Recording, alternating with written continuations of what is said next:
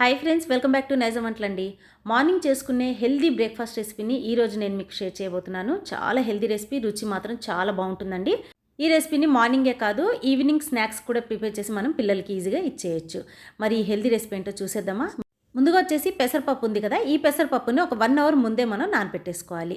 మన దగ్గర ఎక్కువగా టైం లేనప్పుడు ఏం చేయాలంటే కాస్త వేడి వాటర్లో మనం దీన్ని నానపెట్టామనుకోండి, హాఫ్ అన్ అవర్లో ఇది చక్కగా నానిపోతుంది. నానిపోయిన తర్వాత ఇప్పుడు ఒక చిన్న మిక్సీ జార్లో వీటిని తీసుకున్న తర్వాత ఇందులో 2 ఎండుమిరపకాయలని యాడ్ చేస్తున్నాను. దీంతోపాటు కొంచెం అల్లం ముక్కను కూడా తీసుకోవాలి. ఇప్పుడు ఈ పెసరపప్పుని మనం మెత్తగా గ్రైండ్ చేసుకోవాలండి. కొంచెం కూడా మనం పలుకులు లేకుండా మెత్తగా గ్రైండ్ చేసుకోవాలి. పలుకులు ఉంటే మనకు కరెక్ట్గా రాదనమాట.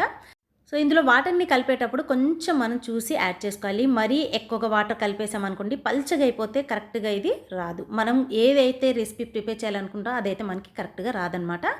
సో ఈ విధంగా యాడ్ చేసిన తర్వాత ఇందులో కొంచెం బేకింగ్ సోడా కలుపుతున్నాను నేను. ఓన్లీ బేకింగ్ సోడా ఒక్కటే కలపాలి, సాల్ట్ మాత్రం ఇందులో ఇప్పుడే యాడ్ చేయొద్దు. సో ఈ విధంగా కలిపిన తర్వాత ఒక 5 to 10 minutes వరకు దీన్ని కాస్త మనం రెస్ట్ ఇచ్చేసామనుకోండి, ఫ్లఫీగా వస్తుంది. రెసిపీ చాలా టేస్ట్గా వస్తుంది అనమాట. నేనైతే ఒక 10 minutes తర్వాత మళ్ళీ ఈ విధంగా తీసేసిన తర్వాత మూత తీసేసి ఇప్పుడు మనకి ఏదైతే కావాలో ఇందులో అన్నిటిని మనం యాడ్ చేసుకోవాల్సి ఉంటుంది. ఆనియన్ వచ్చేసి సన్నగా తరిగిన ఆనియన్ని తీసుకోవాలి. దీంతోపాటు క్యారెట్ తురుము యాడ్ చేస్తున్నాను. ఇందులోనే కొత్తిమీర వచ్చేసి ఒక చిన్న బౌల్ నిండా తీసుకున్నాను. దీంతోపాటు జీలకర్ర కంపల్సరీగా యాడ్ చేయాలి. తినేటప్పుడు ఫ్లేవర్ చాలా బాగుంటుంది. అండ్ ఇందులో సాల్ట్ వచ్చేసి తగినంత యాడ్ చేసుకోవాలి. ఎప్పుడు ఒకే రకమైన బ్రేక్ఫాస్ట్ కాకుండా, స్నాక్స్ కాకుండా ఇలా డిఫరెంట్గా మీరు ట్రై చేయండి. చాలా రుచిగా ఉంటుందండి. సో క్షణాల్లో చేసుకోవచ్చు, ఎక్కువ టైం కూడా పట్టదనమాట. చాలా ఈజీ ప్రాసెస్ ఇది. సో ఈ విధంగా చూడండి, కన్సిస్టెన్సీ నేను ఏ విధంగా అయితే ఇక్కడ చూస్తున్నా అదే విధంగా ఉండాలి. దానికంటే ఎక్కువ పల్చగా ఉన్నా ఇది కరెక్ట్గా రాదు. సో ఇప్పుడు కొంచెం నేను నెయ్యిని యాడ్ చేస్తున్నాను. మీ దగ్గర ఈ టైప్లో ఉన్న ప్యాన్ లేకపోతే చిన్న సైజులో ఉన్న చిన్న ప్యాన్స్ ఉంటాయి కదా, అందులో అయినా మీరు దీన్ని ప్రిపేర్ చేసుకోవచ్చు. సో చూడండి, నేనైతే దీని మీద నెయ్యితో ప్రిపేర్ చేస్తున్నాను. ఆయిల్ మాత్రం యూస్ చేయకండి. నెయ్యితో యాడ్ చేస్తే ఫ్లేవర్ చాలా బాగుంటుంది. తినే కొద్దీ ఇంకా తినాలనిపిస్తుంది.